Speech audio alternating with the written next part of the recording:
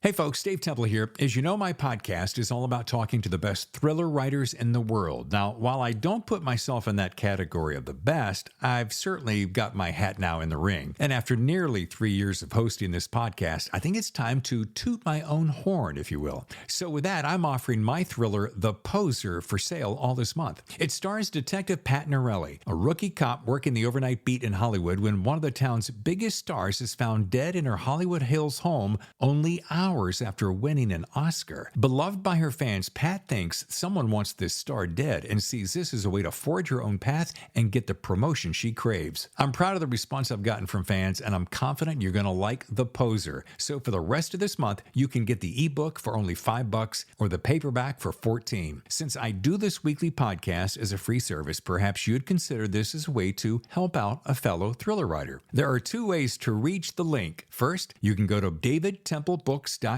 scroll down to see The Poser, click, and you're on your way. Or head over to Amazon. You can find it there. Again, davidtemplebooks.com or Amazon. Thanks in advance for your support. And now, on with the show.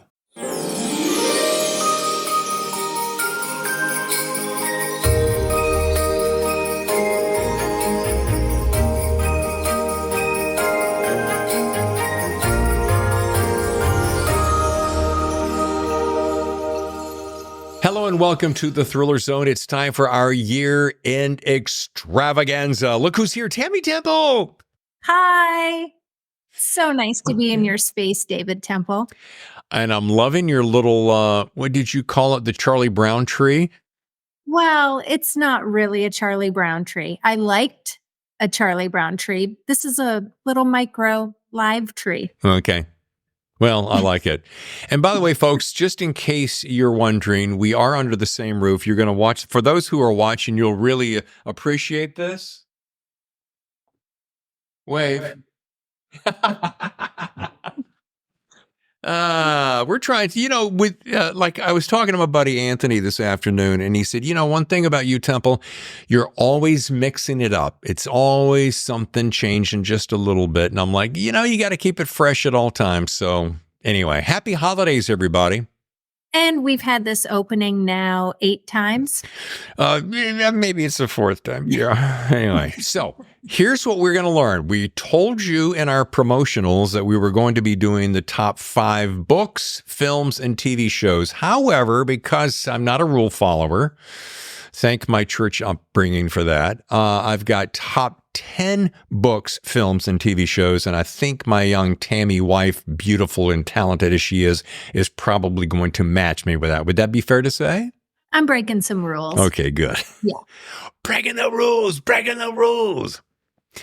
We will be scattering some Christmas holiday music. I should say holiday music because I want to keep everybody happy, because if I say Christmas, then I might offend some people. I'm a Christmas person, okay, so good. It's Merry Christmas and Happy Hanukkah and all the other smattering of holidays. Yeah, I just go with a big old generic Happy Holidays. A lot of people go, dude, you're leaving Christ out of Christmas. I'm like, anyway, this is, we're both sipping coffee. We were going to do cocktails, but the last time we did cocktails for a show, we've grown up a bit. We went off the rails just a wee bit. Just a wee bit. All right. I want to end with the top 10 books of the year because that is kind of what the Thriller Zone is all about. We intersperse shows, television shows, and films because Tammy and I are huge content consumers. Wouldn't you say? Yeah, it's a big pleasure in our household. We have a lot of dialogue around content. Yeah. We have spent, we used to be the cable people. Then we went to the apps only. Mm-hmm. And now we're back to the cable and apps because you can't have enough content. Now we have 256 channels and 10 apps. So I think we're covered. And can't find a darn thing to watch half the time. Do you folks have that problem at home? Same thing? Yeah. It's just crazy. And I can't decide, is it that it is not particularly good, our attention spans are getting shorter, or we're just always wanting a little bit more? There's a lot of supply out there, David. And with the supply can come watered down product. Yeah. Yeah. That's why when we find something great, like a couple of movies we recently watched, it's so powerful because it's, back to the days of making an effort to go to the movie theater and watching something monumental, and you walk away and you're just dumbfounded Yeah. by how good the production was, the actors were. It was a special treat. And now I kind of feel that way. We hold on to a few movies or TV series that are going to be released because they have that promise. They're just going to be so impactful and powerful. Yeah. And the rest of the time, shows are good and decent, but it seems as though there are very few shows or movies that just stop us in our tracks. Yeah. Nicely put. Would you like to start with shows or films? Because we're going to end with books.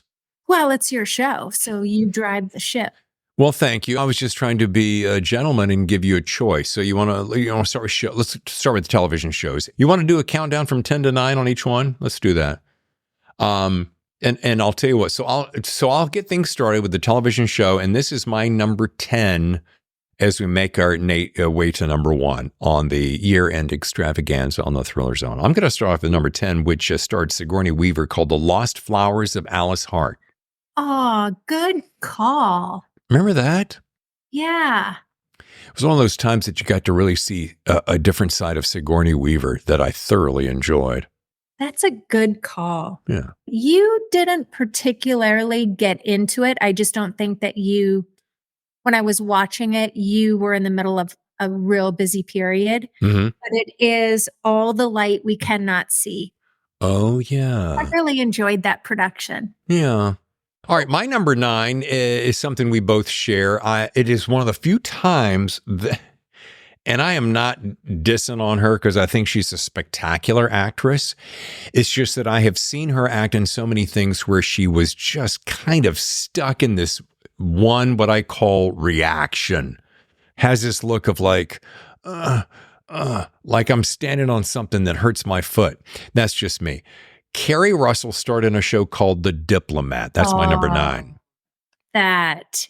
Yes, that is on my list too. Nicely done. Mm-hmm. And that's coming back. Yes, that's what I hear. Well, because it was really good. It was good. What's your number 9? The Crown. Oh, God, great performances. Historical fiction. I really like historical fiction. I'm a buff. So, I've enjoyed The Crown. I don't know, how much is spot on and accurate, but I think they've done a really good job and I've enjoyed it. All right. Now, my number 8, I've got a little bit of a commentary for each one. I know that comes as a surprise, folks. The original version of the show was led by a big movie star that a lot of people had a problem with, as far as mainly stature. However, I liked him. But when the new actor came in by the name of Alan Ritchson, the Reacher series took on a whole new take. And there's something about Alan. I think it's the size of him. Part of it is the size. He's just a beast. And the part of it is he feels like Reacher. Tom Cruise never really quite felt like Reacher to me. I'm enjoying that. I look at Reacher, Jack Ryan. Was it The Night Agent? Mm-hmm. It's all kind of candy. Right. It's good storytelling. There's some suspense. I'm not going to walk away from those series feeling heavy, or it's not going to weigh on me for days. I think Reacher's been fun to watch, and we enjoyed that series last year. We're enjoying the second season as well, and yeah, I'm enjoying it. Yeah, it reminds me of, and I have always been a Bosch fan, but it reminds me of this new Bosch legacy. The legacy is not quite, in my opinion, not quite as strong as the original Bosch. And that's another one of those shows you like, kind of candy-ish, no popcorn, no real big substance. You're not gonna walk away disheartened or torn apart. Good entertainment. Reminds me a lot of television series from the 80s and 90s. But I like Bosch too, and I agree with you on that description. Okay.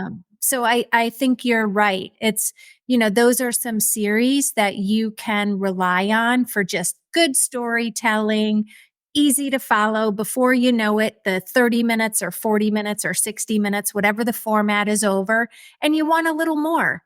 So I like those series. And I think this show could maybe fall into that a little bit too. The morning show. oh yeah. I have liked John Hamm being involved in this season. I was ready for it to end. I think they put a dot on the top of the I or cross the T rather well. And if this is where it is and this is where it ends, I'm good with it. And that's your number 8? Gotcha. Okay. Or 7, wherever we are. My number 7 is, we're starting with 7 here. So it was nice to see this huge movie star come out of nowhere and do comedy, because he's known for his drama, specifically adventure action.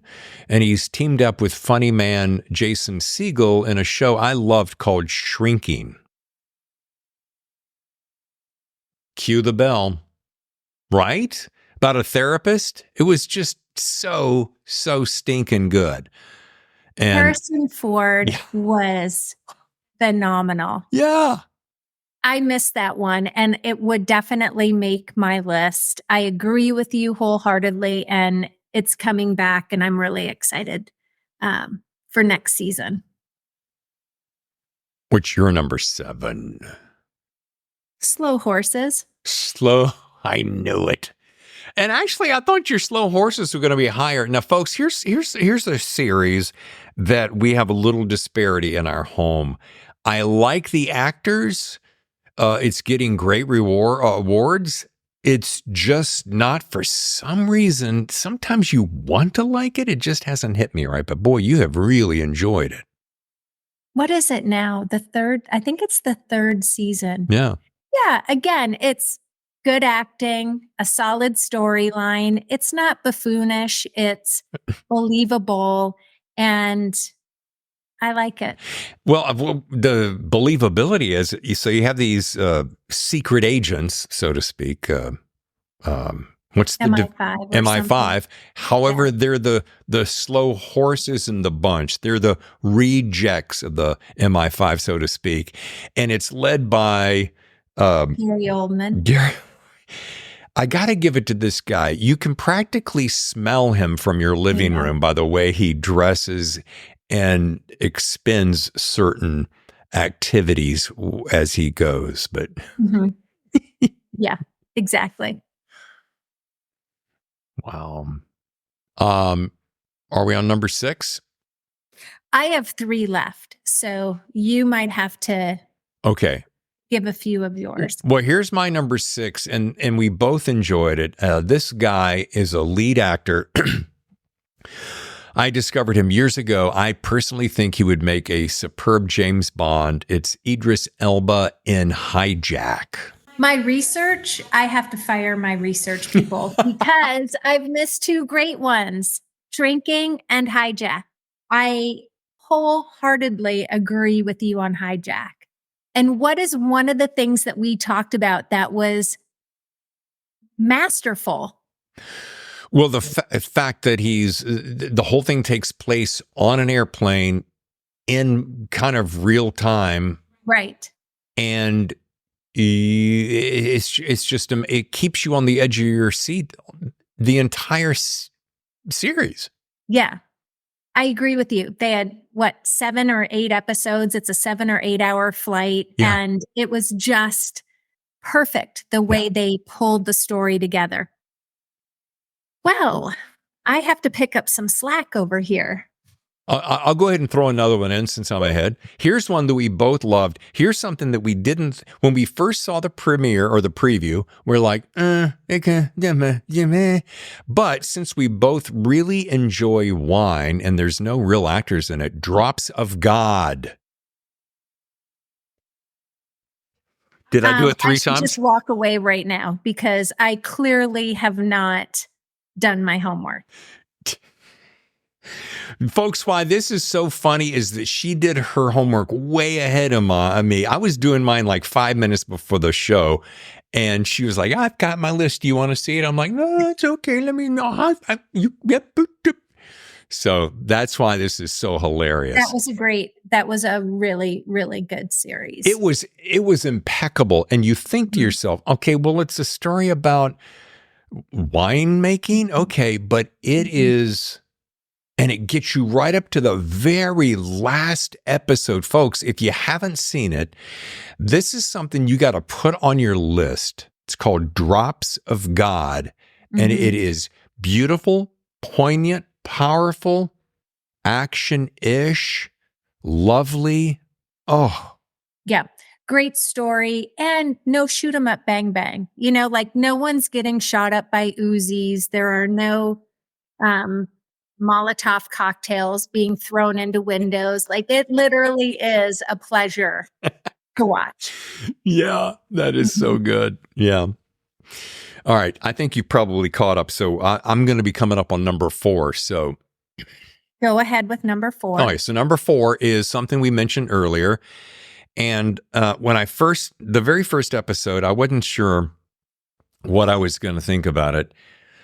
But, and was it the 3rd season? We'll get to it in a second. But you got 2 superstar actresses, and then Jon Hamm joins the show, and it's the morning show on Apple. And the first season was good. The second one, right, was kind of good. And then was it 3 seasons? Did we just finish the 3rd? Or is it the second? So. Okay. No, it would be at least the 3rd. All right. Either way, it was... And the lead guy, the lead Billy guy, Kudrow, yeah, who runs this TV station, he's way more multidimensional than you originally thought. But Jon Hamm adds something, and if you're not thinking Elon Musk when you see Jon Hamm, then you're not really paying attention. Great series. I got 3 more, so where are you? I have 3 more. Okay, so you want to go ahead and do your 3, or I'll do 3? I'm going to shoot out of the gate with Your Honor. Beautiful. That's my number 2. Tell me why. Good old-fashioned storytelling. Love Bryan Cranston. The development of the characters is believable. It pulls you in. It's engaging. I like the arc of how... in the first season, you have Bryan Cranston and his side, and you have the gang dad on his side.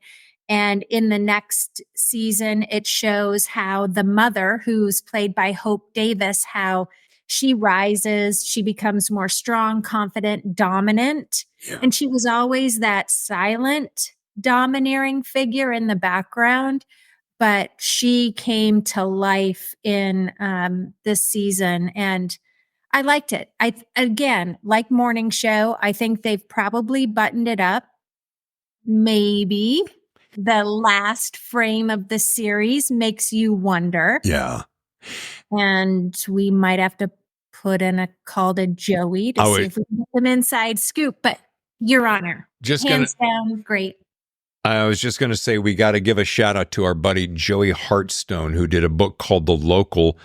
He was on the show when he debuted. And I was so impressed with that book. And then we've become friends. And yeah, he owes us a little call because we keep threatening to go hang out in the backyard there in Los Angeles and talk about Your Honor. But boy, just a rock star television show. Say, pump the brakes, David. I'm on the other side of a writer's strike and a brand new baby, but maybe in 2024, we might actually be able to get in front of him face to face. Or honey, maybe he's just too big for us now. we can give him that too. Okay. He's All a right. good dude. So my number 3 is a TV show that I had a very good gut feeling that was going to be a hit. I don't know what it was. We turned it on the first time, and I don't know if it was both of us. I know Tammy was doing a little bit of, I don't know, feels kind of cheesy. I'm like, yeah, but hang on, because I think the cheese factor, pun intended, is going to add a little something to it. And you've seen her, the lead, as a kind of a Marvel star action hero.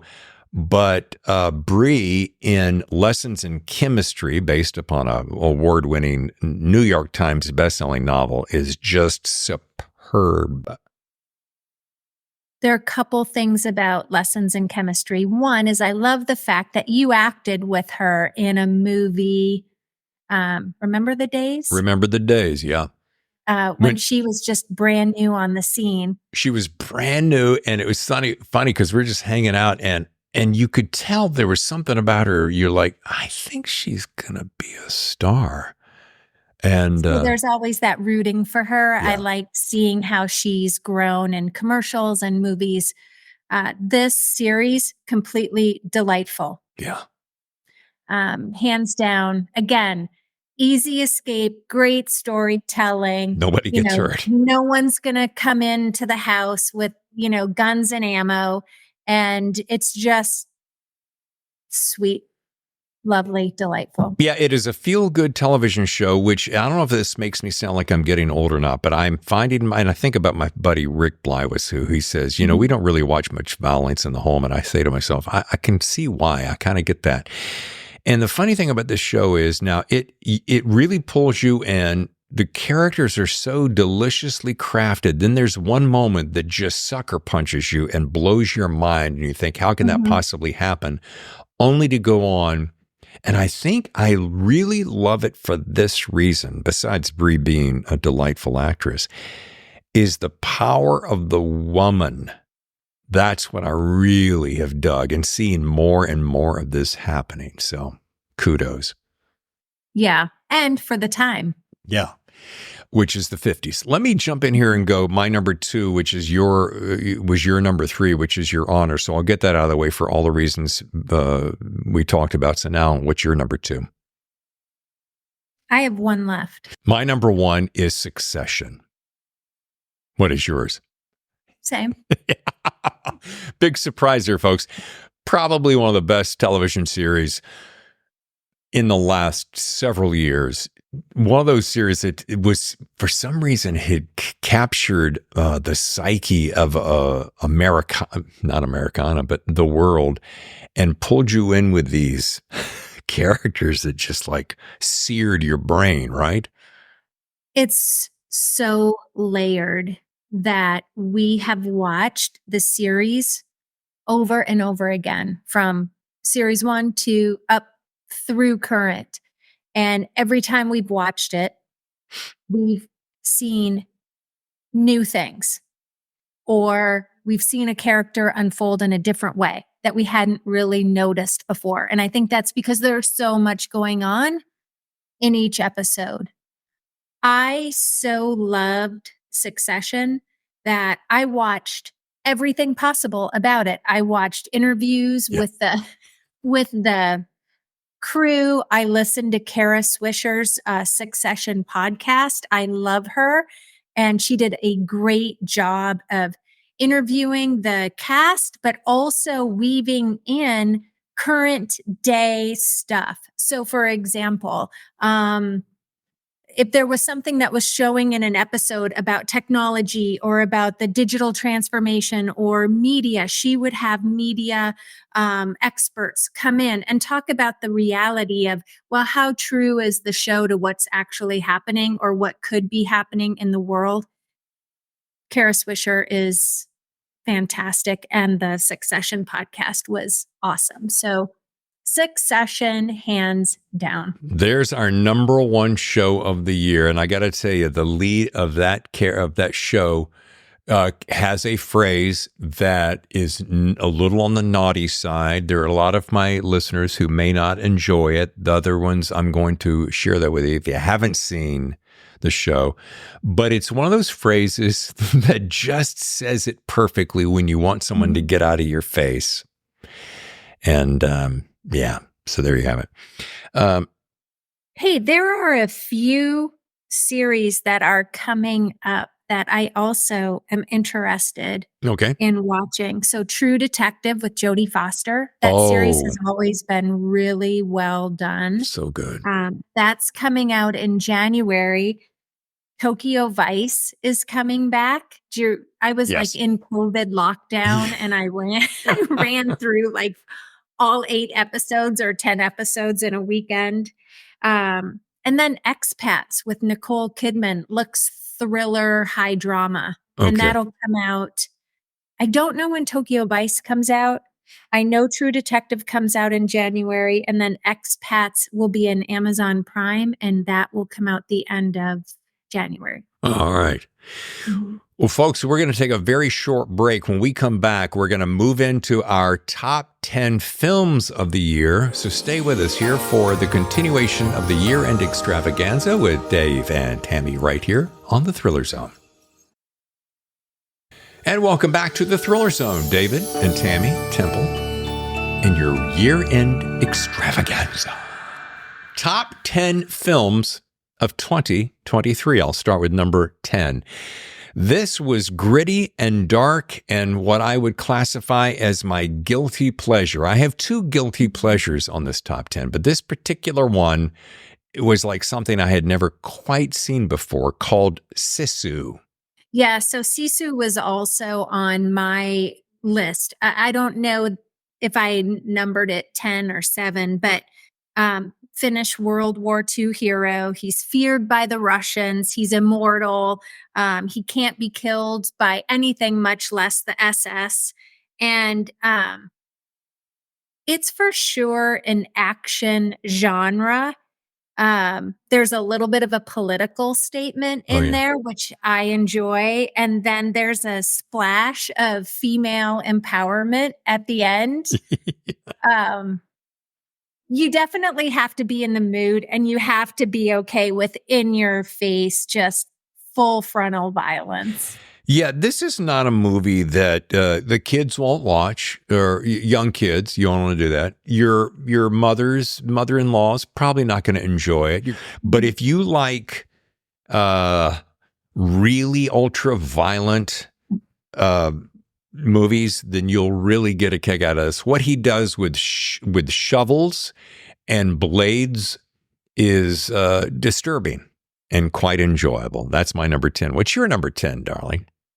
I have a few what I would consider like candy type movies. Just you're going to watch them because of either the actors or the, historical piece. Like we waited forever for Mission Impossible. We completely love that series. And so I'm going to say Mission Impossible. Okay. Superb choice. And who doesn't like Mission Impossible? We were talking about this. I have watched Mission Impossible since I'm going to say the TV episodes, right? Yeah, TV. So I want to say late 60s, early 70s. Don't hold me to that. But I mean, way back then when all that secret agent stuff and all the tricks of the trade were so fresh and new. And so I can't get enough of that. My number 9 is another guilty pleasure. Tammy and I once sat down, I think there are 4 of them, sat down and watched the first one, got kind of addicted to it, rented the second one. And I think by the time either the third or the fourth came along, we said, let's just buy the entire series because we're going to watch them over again. You know what's going to happen. You know who the lead guy is. You know exactly how the movie's going to end. But John Wick. I wondered if that was where you were going. John Wick, Keanu Reeves just brings the heat constantly. And I think by number 4, see what you think about this. By the time we got to number 4, and again, I'm a big John Wick fan, but by number 4, I felt myself going, okay, You've just now pushed it a little bit too far because there's too many machine guns with 10 guys shooting at one guy and he's not getting hit, but he turns around and he makes one shot and he gets them at a long distance. And sometimes that suspension of belief it's even too much for me to handle sometimes. But John Wick, there's my number 9. I like John Wick. The first and second one, I liked the story. It was a good story. And there was a little bit of violence. The violence was secondary to the story. I think once we got into the third one and for sure the fourth one, Yeah. I felt like I was inside of a video game. Yeah. You open up a door and all right, it's going to be 3 minutes of violence. We're going to have shooting. We're going to have, throat slashing. We're going to have everything. You're going to be impaled. And then boom, 3 minutes hits. And now they've moved the story along. So that doesn't really appeal to me that much, but it was nice to just see where they took the story and if that's going to be the end of it. Yeah. You're number 9? Air. Oh, yeah. The Nike story with Matt Damon, Ben Affleck. Rob Lowe was in, or Jason Bateman was in there. Not Rob Lowe. Jason Bateman. I liked it. Yeah, it didn't make my top 10, but it would have made number 11. It was a good story. My number 8 is something a little bit off the beaten path. I haven't chosen a lot of foreign films, but this one particularly got me. I think because it was subtitled in Korean, directed by Celine Song. And the reason I watched it and we watched it was the lead actress is someone from morning show that I really, really loved. And it's a movie called Past Lives. And it's just a sweet, powerful, poignant movie about these two folks who fall in love and kind of fall away and then come back together again. And I don't want to give too much away because it's so enjoyable. And it's a little darling on the film circuit. So that's my number 8. Past Lives made it to my list too. And one of the reasons why I liked it is it just was like this lovely little roller coaster. No real highs, no real lows, but you just kind of went along through the movie and the story. And even at the end, you and I sat and talked about it, I think, for an hour. Like, you shared where you thought the story was going, what she was feeling, what the other couple of characters were feeling. I shared my perspective. Yeah, I really enjoyed it. Past Lives. And I think it was on Apple. Yes. Am I up? You're number 8. Are You There, God? It's Me, Margaret.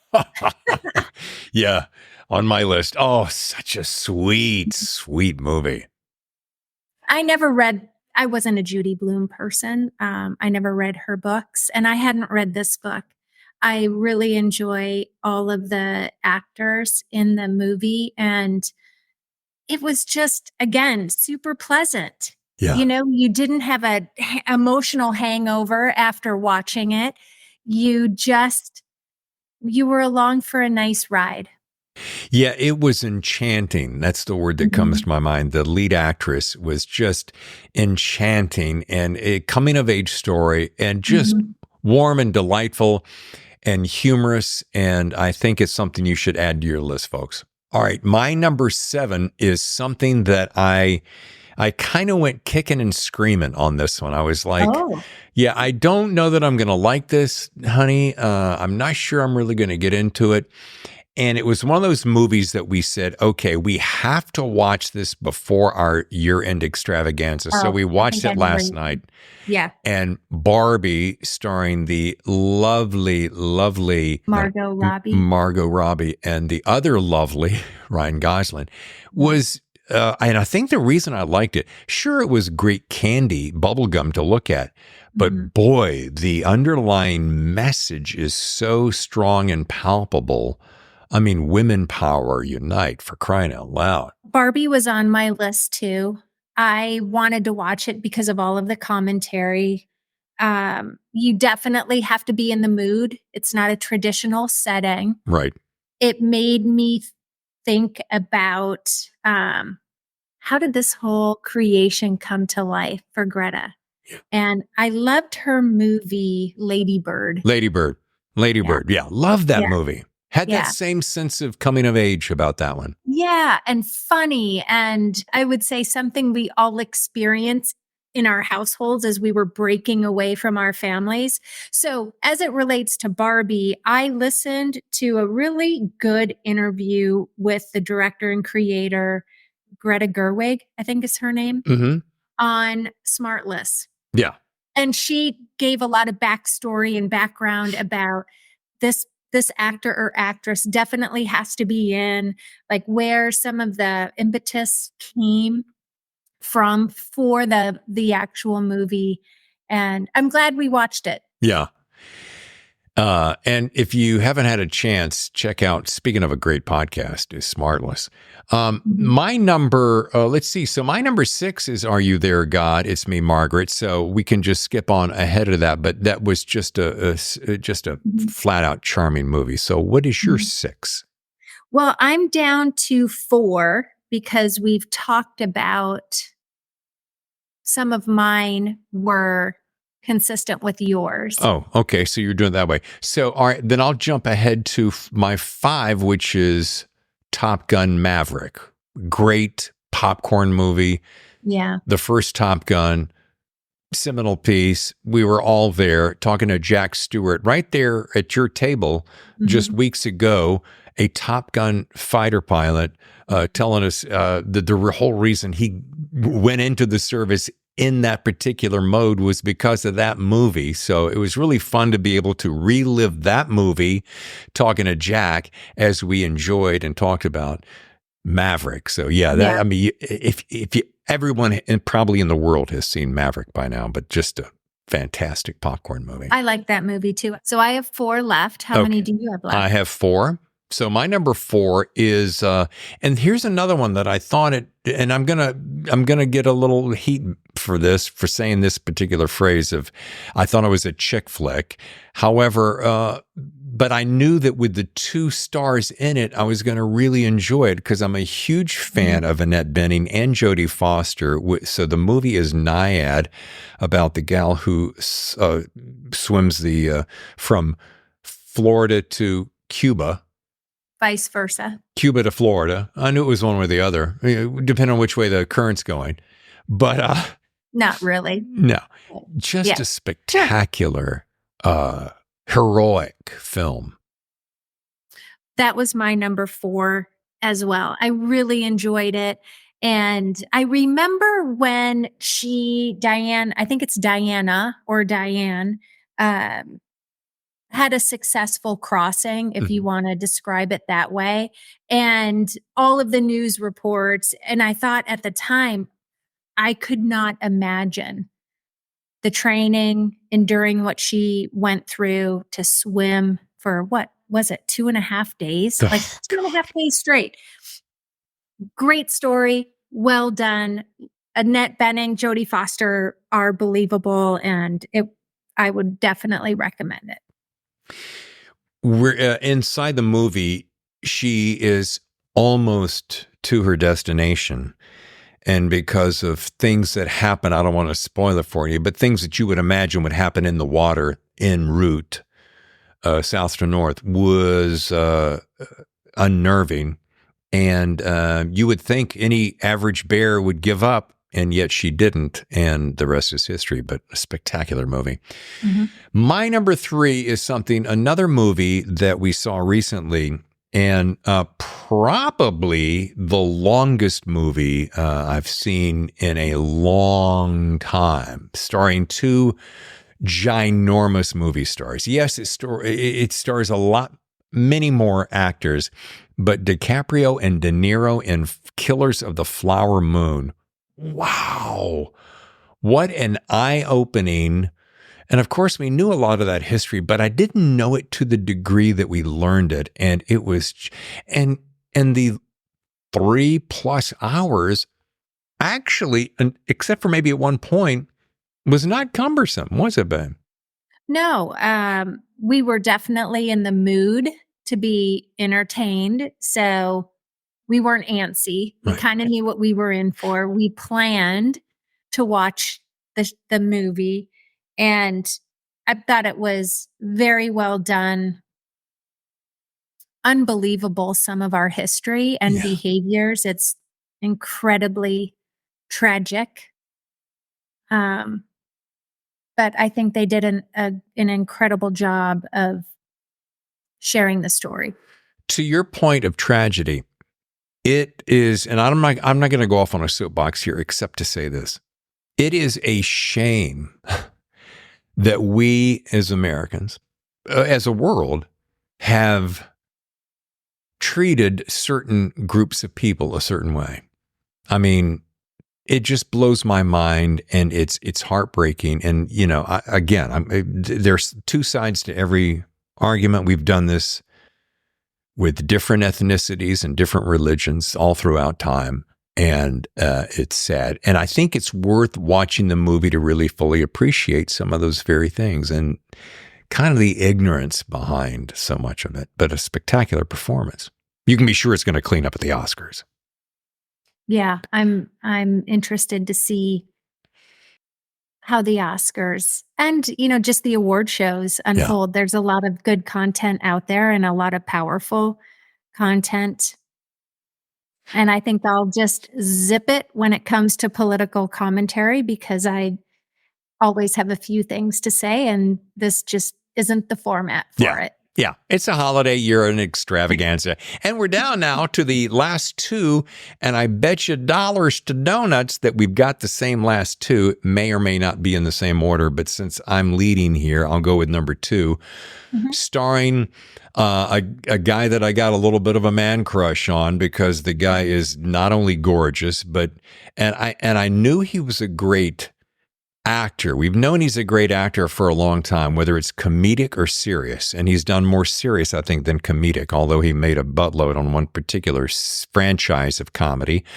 But when I saw him in A Star is Born, when I learned that he had taken the time of research to learn how to sing and write and so forth, but to be able to act and direct a film as powerful as Maestro about Leonard Bernstein, it is probably one of the most fascinating, beautifully crafted, thinking person's movie I've seen in a while. I agree. And that was my number 2. I mean, number 1 and number 2 could be interchangeable here. I thought it's amazing. Just flat out stunning performance. I did not know the history of this individual and his family. I think we watched a couple of interviews on CBS this morning, maybe 60 Minutes.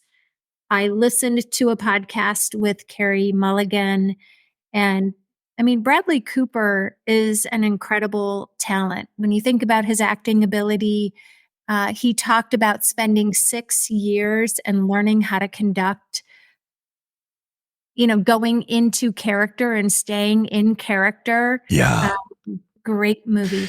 Yeah. Not only does he have the tonality and the gestures and the body language, but when he goes to direct the orchestra, you would believe that he's done it his whole life, number 1. Number 2, one of the few times that you really get to see an actor disappear. I mean, he literally just disappeared into this character. Part of that is because of makeup. Part of it is because you're so caught up in the story. But my household, we grew up listening to classical music my whole life. So, and big fan of Leonard Bernstein and London Philharmonic and all that stuff. So when I saw this, and again, I'm with you, Tammy, I did not know that much about his personal life. And my favorite part, this is when you know you're really onto something. His directing, the visuals of this. I had we heard the same podcast with Carey Mulligan. That was interesting. But then I watched this little feature with Spike Lee, and Spike Lee was basically practically bowing to Bradley, saying, "This is one of the most amazing films I've ever seen." He goes, "I've seen it 3 times, one of which was at your home with you." And he goes, "It was just an amazing performance." Yeah, okay. but your directing has skyrocketed since Star is Born. I was just... Now we're down to number one film of the year, and I bet you a lot of folks may share this number one. It is a big movie. It's another long movie. It's about a moment in time that has kind of changed the landscape of both politics and health, etc. And all I ever have to say, when it comes down to me sometimes, all you got to do is tell me who the director is, and I know I'm in. This particular director, Christopher Nolan, anything he does, I love. So it's Oppenheimer, about the guy who created the bomb. And wow, bam. I agree. I thought that was an incredible performance, great movie. I did not know a lot of the backstory building up to how the bomb was developed. I don't remember any of that from history classes. So as an adult, it was very interesting to learn a little bit more about that background. And then, of course, what happens is you and I watch that movie and we end up, researching and getting backstory about that time period. So I guess that's one of the beautiful outcomes of watching a solid performance is the discussion that it provokes, as well as the research and the data to just learn even more about what was happening during that time period. There's one thing that happened in the film that I caught myself going, really, folks?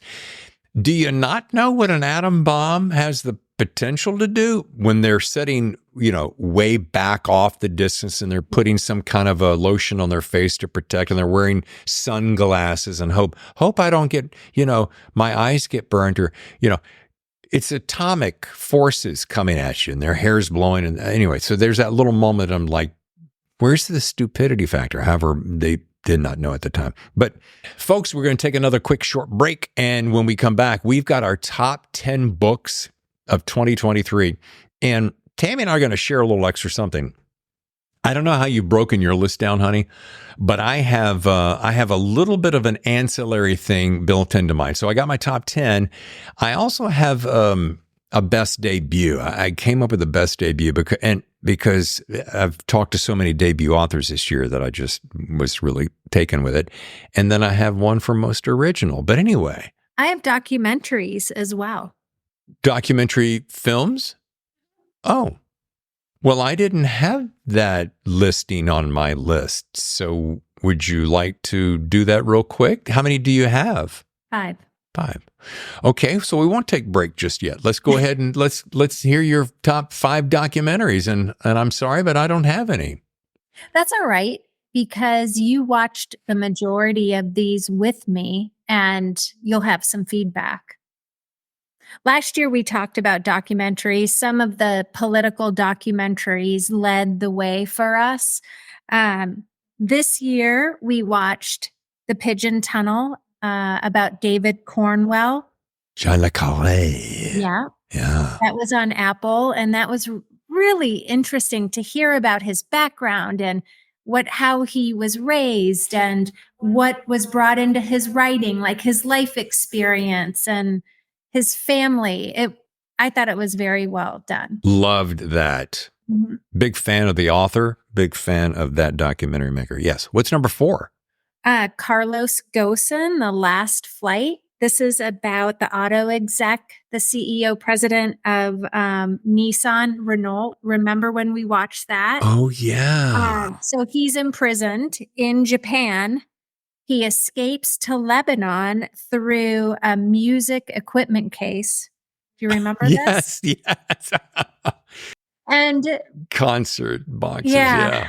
So as you watch this guy goes from victim to villain, and back again all throughout the series. I thought it was really well done. It was interesting to hear again the backstory on how all of that came to be, because we certainly saw it in the headlines as, this guy escapes. But I wasn't really following his story when he was imprisoned in Japan and all of that. I just remember him escaping. We also watched Still, Michael J. Fox's documentary. Yeah, I didn't see that one. You were watching it. I think I came in at the very tail end of it. I would like to see it, though, but you really were taken with it. Yeah. It's like a peek into somebody's life that, we've watched this individual rise. Since he was a kid. I think he's just a few years older than I am. Yeah. So, to see his life transform. Yeah. And I'm sure as a public person, it's very hard to live your life and certain parts of your life in the public eye. No doubt, even harder in the last 15 years with the internet and social media. Like, it would just be terrible, horrible to go through hardships and have it painted all over media. And then 20 Days in Mariupol, it's about the Ukraine and Russian war. I think I watched that too when you were knee deep in like editing 4 podcasts. We are huge supporters, again, not to be political, but we're huge supporters of the Ukraine effort. Yes. And so it's, just seeing the reality of what is happening in that country is very interesting to me. And then we paid attention to a couple of documentaries, like one stupid sex cult in, I think it was outside of Albany in New York. And then Mother God, was that the one? Oh, that is this one that I'm going to talk about. Love Has Won, the Cult of Mother God. I think both of these, you and I kind of dipped our toe in the water and looked at each other and said, WTF, like there's no way in hell we'll spend time going down this rabbit hole. I think it's because I grew up in it my whole life. So a lot of the church religion scene I was in was so cultish anyway. Mm-hmm. So when I saw that, I just kind of cringed and kept moving through. Although I did catch a couple of really zany moments, and I'm looking at it going, yeah, that's even dumber than what I saw. So, and is that wrap your documentaries in? Okay, cool. Yeah. Folks, we're going to take a short break. When we come back, we're going to get to that book list, top 10 books of 2023, right here on the Thriller Zone. Stay with us. And we're back here on the year-end extravaganza with Dave and Tammy on the Thriller Zone. It's been a good one so far. Thank you for your input, darling. So good. You're welcome. Yeah, I always enjoy this. Now, it's been a year of content. TV shows, movies, as we mentioned, and books. This is the hardest for me because I have a wall stacked full of books. I've got a storage compartment that is stacked full of books. And to mention your favorite books is like having 6 children and going, well, these are my top 3 favorites. It's nearly impossible to do. So all I can do is pick 10 that really hit me. Now, what did I say this year? Well, we're at about 162 episodes as of now. We're wrapping our 6th season. 2024 will kick off season 7. Hard to believe. But in that, so if you figure 4 a month, so I've done about 48 or 50, maybe a little bit more this year. So it's hard to boil it down when there's so much good stuff, but I'm going to do my best. All right, I'm going to start off with number 10, which is a guy who came out of nowhere. And I remember I saw him on a YouTube video sitting down to read an excerpt from his debut novel. And I thought, there's something about this guy. Maybe it was that he's cool and he's from the South where I'm from, although he's from Arkansas and I'm from North Carolina. Maybe it's the fact that I had beard envy because he has one of the handsomest beards on the planet. But then you read the book Ozark Dogs and you realize that Eli Craner is one of the master craftsmen of our time and is going to be a star for some time to come. I remember you talking about Eli and his work. Just a stunning, stunning book. You thought Don't Know Tough was good? I think, yeah, Ozark Dogs is better. Babe, what's your number 10? You know, I approached books differently than you did. And I think understandably, like this is the feeder for the podcast. So, you know, I pulled out books that I personally enjoyed, whether it was, you know, we were able to do a little more traveling this year. Mhm. So it entertained me as we were flying to and from different places. So why don't you keep going and I'll chime in. I think I have a few to talk about, but I don't have 10. Okay, gotcha.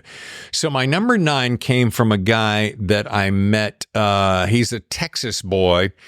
And when I read this book, it reminded me of something that, well, I don't really like to do comparisons much because it takes away from it. Let's just put it this way. This guy grabbed me from page 1 and just bounced me all over the place like a ricochet. Taylor Moore. Ah. Yeah, good book. That's my number. Nice. That's my number 9. I'll keep going with number 8. Yeah. Now, I had heard this from this about this author. I'm embarrassed to say that I had not read her work. I had heard that she was quite a force to be reckoned with. I started following her on social media, and then I somehow started digging into her work, and I went, I got to find out more about this. So I reached out to Publicity and so forth, and they sent me a copy of a book by Megan Abbott called Beware the Woman. And I got to tell you something, that was a page turner. Talking about a book that blends literary fiction with the thriller genre, so you could call literary thriller. It was, she has a magical way with sentence structure like very few people I've read. Remarkable book. All right, number 7 is from a guy that has been on the show once or twice, maybe 3 times, but twice for sure. He wrote a book. When I mention the title, you're going to have images conjured up instantly. Happens to be one of my favorite movie franchises. And this guy delivers with the book, The Born Defiance, the author, Brian Freeman. I did not want that book to end just flat out paced like a rocket ship. I remember that podcast. And he's such a nice guy, too. Super nice. Yeah, really nice guy, talented author. Yeah. You want me to keep going? Yeah. All right. Now we're down to number 6. Now, here's another guy that I had not read before. I was aware of his reputation. He and his brother are prolific writers. He is a mainstay. I call him a legend, and he's ridden me about that ever since. Ridden, not written. And we made a joke about it. I got to see him face to face at BoucherCon, and he's as charming and lovely and hilarious as you can possibly imagine. The thing that strikes me the most is his graciousness. I mean, this guy is a rock star. We're talking about Lee Goldberg, and he's a rock star, and he doesn't act like it. You'd think, oh, he's not going to do that. He's not going to promote that. He's not going to help that. And he does all of that and then some. And I'm most impressed with this particular book, Malibu Burning. I love a heist story, and he delivers. This thing is tight as a drum, keeps going forward, and just great characters. Kudos to Lee Goldberg, number 6. I remember when you did that interview too, and you hung on that for a while. Just there's some people that you walk away from that leave you with such a great feeling, and he was one of those interviews. Yeah, just a good dude.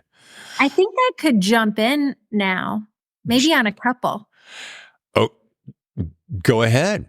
One of the books that I read, I think we were flying somewhere, and I couldn't put this book down. And it was literally reading it across the country. And then I had like a day where I just finished the book, devoured the book. Drowning with T.J. Newman. Also, my number 5. Right, just like you. You can't stop turning the pages. Yeah, I really enjoyed her book Falling. I enjoyed her book Drowning, obviously. And there's like, I would continue picking up her work, especially if I'm in that setting where I want to be distracted. I want a good story and I'm going from point A to point B. And this is something it'll be a nice escape. Yeah, and talking about a gal who came out of nowhere, flight attendant who is scribbling notes on her cocktail napkins. She has a great story, by the way. And big kudos to Shane Salerno and the Story Factory, who has become not only friends of ours, but also a supporter of the show. And so extra little special love there. But yeah, TJ just, you thought there's no way you could top Falling. And then she comes out with Drowning and you're like, oh, you did it. I mean, spectacular story. Yeah, it was well done. And going to be a movie. The other book that I read, and this was another cross-country leg that we did, All That Is Mine, I Carry With Me by William Landay. Yeah. It was really good. He's a great writer. Yeah. That was haunting. Yeah. There's something about that. Haunting is a great word, babe.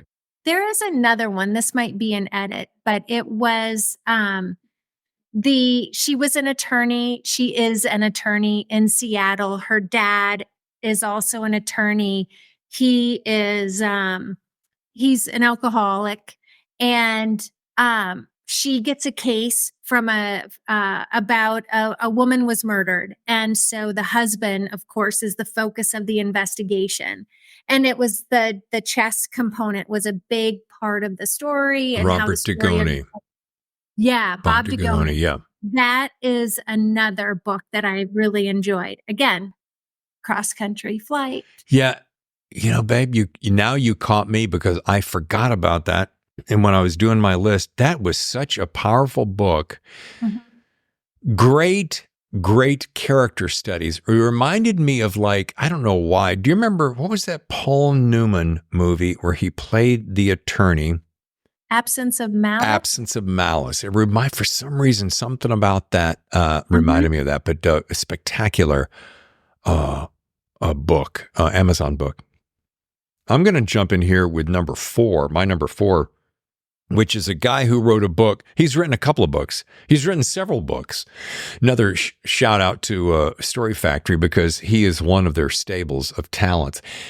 But I remember when November Road came out, I thought Lou Berney.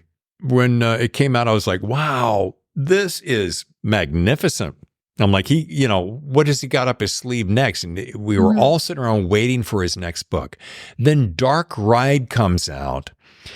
And at first I'm like, well, this isn't really kind of a thriller. But boy, talking about a lead character, Hardly was his nickname, that you cannot forget. You don't forget you just don't forget this character. I'm going to pull up Well, and how the nickname is so apropos for the background of this character. He's hardly giving any effort in life. Right. So it was very clever. Lou. Yeah. Mm-hmm. Just a great Lou Berney. You did it again, buddy. And that has got to be made. That will be made into a movie. If Shane Salerno has anything to do with it, you can be sure. That was a good podcast too. Yeah. He really, he was just Lou was really participatory. Sometimes you get people on the show and you have a sense of, oh, I wonder if they're quiet and an introvert and you're going to have to pull information out of them. And I kind of thought that might be Lou, but then once you got him on, he's totally different than what I thought he was going to be. And a sense of humor. Yes, that's it. Yeah. Gregarious and Yeah. I don't know if he drinks or not, but boy, I'd love to sit down with him for over a couple of beers or a bottle of wine or a little couple of little fingers of whiskey or bourbon, because I'd like to see him get loosened up a little bit and really let it ride. But I was just so he makes me laugh, and I want as we were talking about, I mean, look at the people who've been on the show: Don Winslow, T.J. Newman. Lou Berney, and I'm thinking, what would the chances of me, speaking of Shane Salerno, I would love to get him on the show. We do agents and so forth and publishers, and I'm like, he would be a fun character interview. Anyway, that is my 4. Are we down to number 3 now? You down to your number 3? I read some of Don Winslow's work this year, and that was City on Fire and City in Ruins. City in Ruins is, I think, coming out next. Wait. Then City on Fire. City of Dreams. City of Dreams. Yeah. My style of reading, or what I'm interested in, are generally gritty series. A big, thick book with a lot of depth and a lot of character. And I want to live in it, not just for one book, but give me a series of 6 books or, 3 heavy duty books, and I am one happy girl. So when Don came out with this trilogy, I didn't read the book that came out last year. I waited until the spring until the second book came out, and I sat down and plowed through those 2 books. I'm excited to see what happens with Danny in the next book. Yeah. But I'm also excited to see if Danny comes to life on the silver screen. Got a pretty good feeling that it's going to happen. And I'm with you. City on Fire was spectacular. And I wasn't really quite sure. This sounds stupid for me to say. Didn't know if Don could top that one. But of course he can, and he did with City of Dreams, which is my number 2. But Don, the one thing about Don, yeah, okay, I gotta, he's my hero, and I love his books. But boy, he's got a way of telling stories. And the only thing that breaks my heart is the fact that after City of Ruins, he's supposedly retiring at the end of that series come April of next year. But we'll see. Let me jump back real quick with my number 3 before we go to your number 1. But my number 3, speaking of the Goldberg brothers, and come to find out with an interview that you just heard on Monday with Todd Goldberg, Gangsters Don't Die. I saw Todd hanging out with his brother at BoucherCon here in San Diego this past summer. And when he was out there, pimping Gangsters Don't Die, he handed me a copy. He said, "Here, read it." I'm like, okay, that sounds good, because I love mobsters. Couldn't put this book down, dude. This is true. Yeah, number 3 on my list. One of the top 3 favorite books of this year, just nonstop. And then as we were talking, as you heard on Monday or Tuesday, when we were talking, I said, the way you tell stories and your character development is so cerebral and so magnificent and strong and palpable. I'm like, I got half of a hankering to go back and get my MFA from UC Riverside as long as you're going to be the professor. And then he told me what the price was. And I'm like, okay, maybe I won't be doing that. But anyway, number 3 goes to Gangsters Don't Die. Number 2 goes to City of Dreams, Don Winslow. And now we're down to Tammy's number 1. I'm going to toss this out to a good friend of ours, Chris Hauty, Devil You Know. And Chris reminds me of how I speak about Meg Gardner. Yeah. Both of these writers are intellectual writers. They have great story. They have great character development. Just give me book, like I'll go back and I will read Chris's earlier work, because I didn't do that. I just jumped into the story. But I just think that first of all, he's a fun and fascinating guy. And I love him. And so, to be able to read his work and enjoy his work and like the way he crafts a story, it was just a delight to see what he's like as a professional and read his work. And I thought it was fantastic. So Chris Hauty is my number 1 dude. For those who don't know Chris Hauty, like we've gotten to know him, he's probably one of the funniest guys on the planet. There's only one guy funnier, in my opinion, and that's my old friend Mike Gross. And one of these days, I'm going to get Mike on the show just for the kicks and giggles of it. Well, he could give some input around TV series and production, that's for sure. Considering Absolutely. his line of work. Absolutely. Well, so interesting that you'd pick Chris Hauty. Now, because I have an absolute obsession with ties and this, that, and the other, and I'm a big Haley Chill fan. I have a tie for number one, and it's a tie between Chris Hauty. And if it was just by a microscope, and he's gonna kick me for this, I know, but my number one favorite. So he's my 1B, but my 1A is The Spy Coast by Tess Gerritsen. Yeah. And I think you've heard me talk about this. Yeah. I have been raving about this since the minute I read it. I'm getting tired of that cliche. I keep saying I couldn't put the book down. I kept turning the pages. Either way, it's about retired spies, and it's just one of those absolutely perfectly balanced stories between character, enough intrigue, with no real serious action. The thrill is in the ride more than the guns, so to speak. But just Tess Gerritsen, of course, I had known of her, had never really read her. It's the kind of book when you finish reading it, and I told her this on the podcast a few weeks back. I said, Tess, now I've got to go back.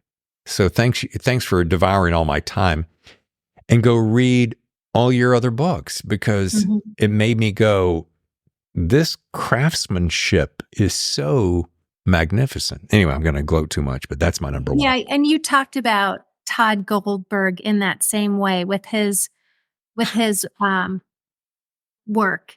Yeah, so it's fun for me when you step out of these conversations. It's how you feel, like you take on the energy of this podcast. And so when you walk out the door and you just have your feedback to share about the podcast, and then I'm watching you read these books, and I hear you share with me. I hear you share the story and how much you're enjoying it. And there aren't a lot of people that you will say, I'm going to go back and read their earlier work. So when you make that comment, it's significant. Yeah. And the reason I say that, and it's not a suck up, and I don't know about you, honey, but I only have 24 hours in a day. And, I'm doing either one or two podcasts a week. So I'm reading at least 2 books a week. So, and I'm trying to stay ahead of the curve. So if I'm doing debut authors and rock star top sellers of all time, it's kind of hard to go back into back catalogs. So I save the back catalogs for vacations.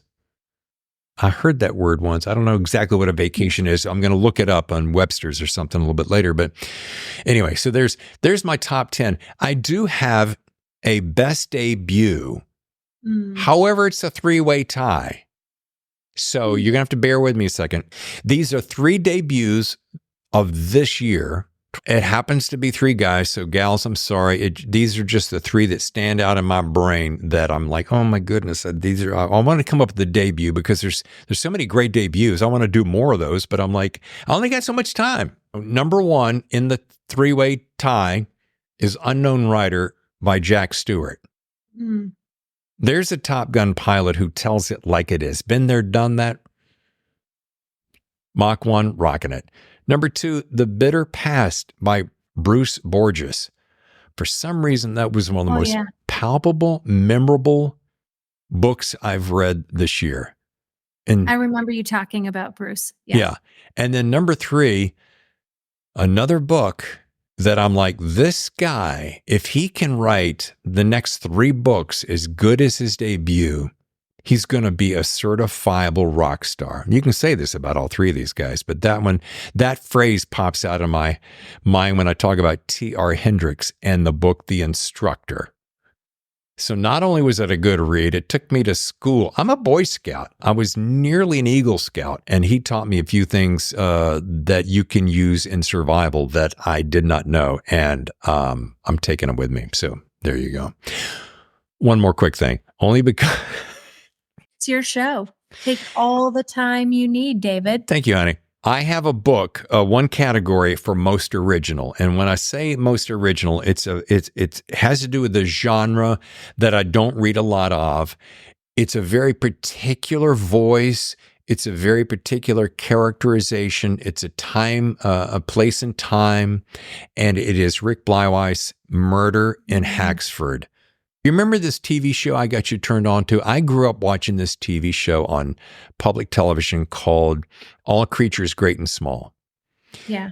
I got you caught up onto that world in the newer season. That's kind of Hercule Poirot. That if you took Hercule and All Creatures Great and Small, you kind of got Rick Blywise. Again, family fun, good mystery storytelling. I remember you talking about, he has a couple of books like that, doesn't he? Yes. Number 2, he's working on number 3. Let's do this because I know you and me, we have a list. I've got a stack sitting right here on my floor. 1, 2, 3, 4, 5, 6, 7 books that these are books that I'm either, they're right in my queue for 24, or they're things that I'm anticipating, or they're books that I wanted to squeeze in this year that I couldn't quite get to, and I'm going to read maybe over the holidays. I tend to lean towards, if we're just at home and I'm looking to read something, I lean towards more of like nonfiction work or like the newspaper or, topical stories.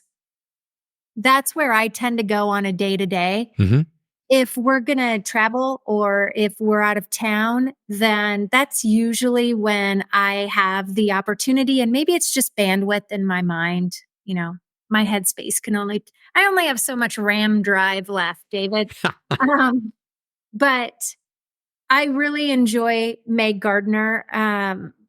I'm interested in reading even more of her unsub series, and I know that she's coming out with a book in January. Chris Hauty maybe he will have something new that's going to come out in the new year or in the next or in the near future. Let's put it that way. I'll read anything that he puts out there. And then, kind of speaking to my earlier comment about, I really enjoy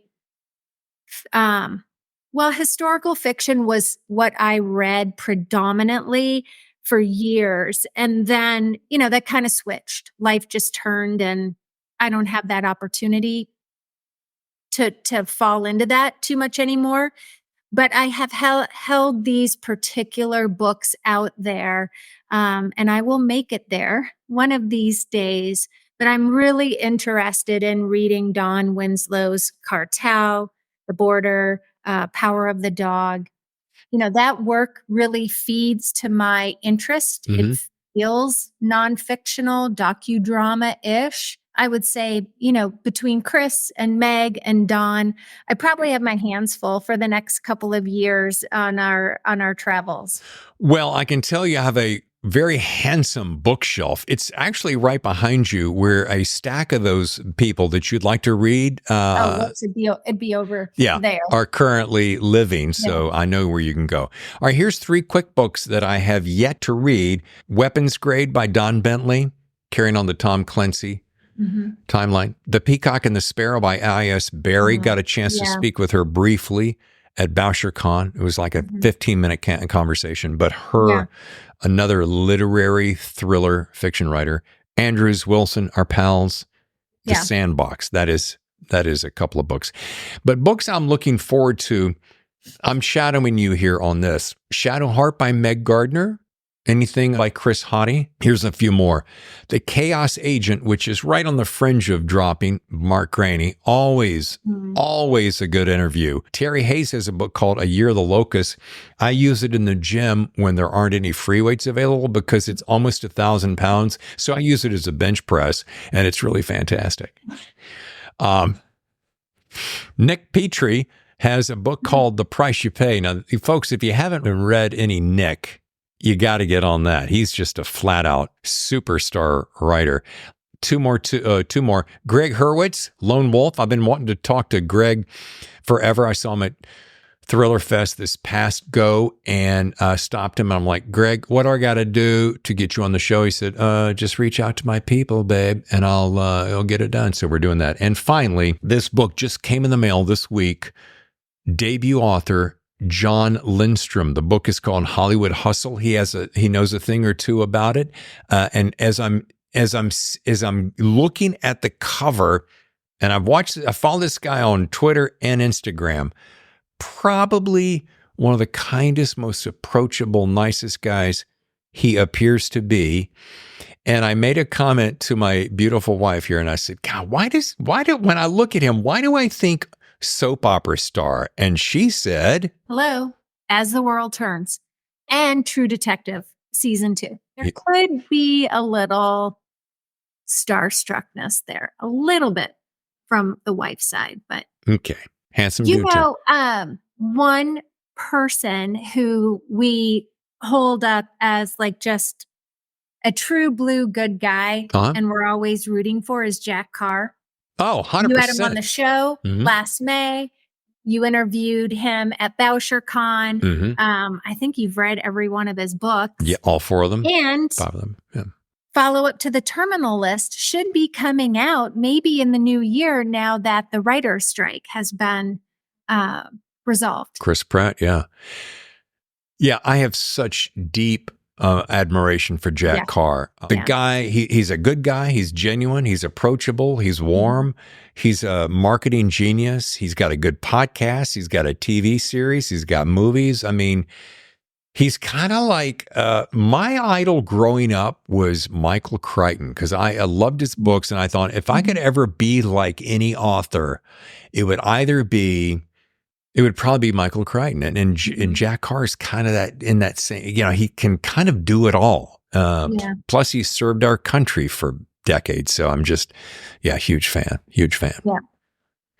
Well, that does it. I would like to wrap the show if you'd like to, as we wrap up 2023. Here it is, Friday, the 29th. We only have 2 more days until we welcome in the new year. Of course, now, tomorrow, Saturday, the 30th, we celebrate our 6-year wedding anniversary. Man, 6 years of bliss with this beautiful woman. I know. 6 years. Yeah. It's been fantastic. Yeah. So I thought I would end the year with just a little something that we're both thankful for. And I'd love to start with you, if you would. Just something off the top of your head that you've been thankful for that happened this year that is going to catapult you into the new year of 24. That's a pretty heavy question because I could go down a few different rabbit holes. I'm always grateful for our life. I feel like, we've grabbed the moon by the tail and we're just blessed. We have an incredible life. We have good fortune. Our families are healthy. And I know with what's happening in our world today, just how precious our day-to-day experience is. So for that, I am always incredibly grateful for what we have and the ability to just wake up every day, wake up to you and just our whole life experience. Yeah, because I'm pure joy every day, folks. Every day, pure joy. You are, actually. Oh, you're sweet. I would say I'm grateful if we stick with this world that we're talking about today. I'm really grateful for this community, for you. you've developed great friendships, you've developed confidants, and you have a lot of supporters, and you have a lot of listeners who give you incredible feedback. They share your work. And I think seeing that at BoucherCon this year, I hadn't traveled to any of the book conferences, and I can just see why those conferences, BoucherCon, Thriller Fest, whatever else is out there, are really important and satisfying to your community, because you all get together and you're all just sharing time and sharing space and experience in this microcosm of writers. Yeah. So I'm grateful for the community that you work in. Thank you for that. And I agree with that. It's, I say this to people. Hey, yeah, you want to go to the conferences? Sure. You're going to learn a lot of stuff? Absolutely. You're going to make connections? 100%.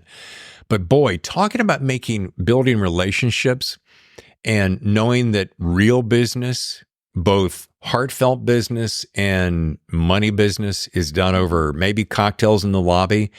And, Chris Hauty, I think about Chris Hauty. He's one of those guys that I met at Thriller Fest 2019, and we kind of struck up a friendship. Yeah. And, the thing that I'm thankful for, he's kind of involved in a little bit. So this year, I didn't talk much about it because I'm trying not to make a big spotlight on it. But I was diagnosed with cancer, prostate cancer, back right before BoucherCon, which was kind of a donkey punch and a surprise. And long story short, went through surgery, as some people know, and am now cancer-free. So I'm very excited about that, very grateful for the time I have left. Thankful for you for supporting me and helping me through that, because it is not easy. You put that C word in a sentence and it makes you shudder, and it makes you realize how little time you got left, just kind of in general, if that were the case. It gives perspective to running into a Matt Scott and his wife at BoucherCon, or who's the gentleman that drove down from Tahoe. He's so supportive of the show. Yeah. Michael Carlson. Yeah. I could go on. Steve Stratton, like meeting him for the first time. David Brown, meeting him for the first time.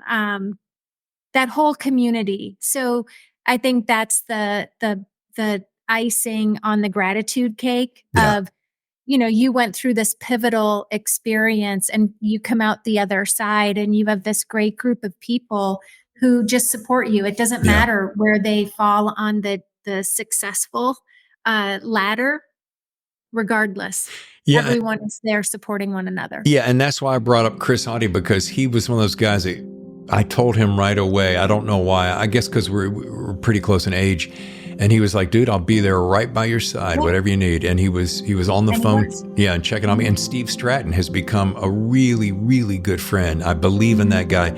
But it's the people who have just lifted me up and helped me through this time. So I just want to say thank you for that, for the folks who do know, and now everyone knows. And it does, it has spawned a nonfiction book that I'll be sharing sometime in the future. And it is also because of the lessons that I've learned, some of which has to do with how your body will react with some kind of a major surgery, is that, it has spawned other interests. So there is a hint of a potential another podcast maybe coming down the road in 24. We don't know, but that's the room. Anyway, so I'm thankful for that. I'm mostly thankful, besides the health, for you, for just always being such a love and consistent and kind and beautiful.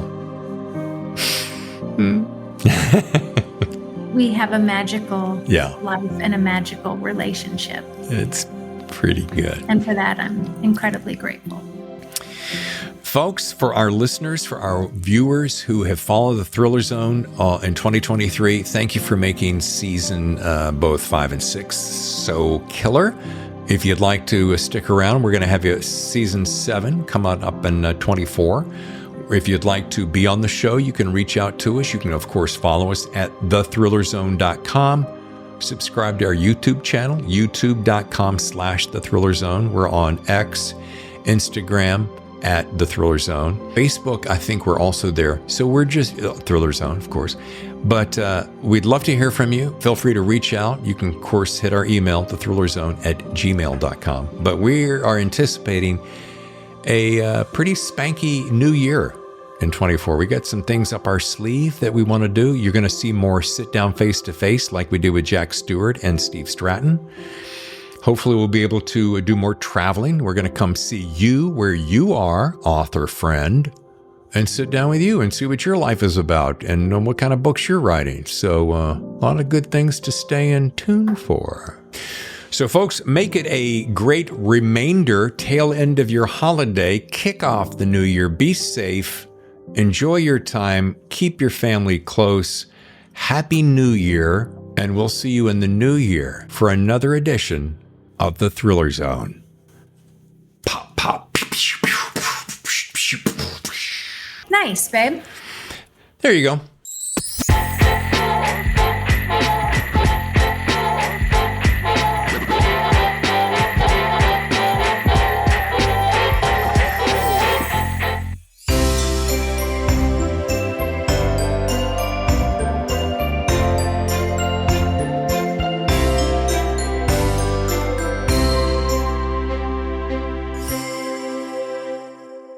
Burp, burp, burp, burp, burp.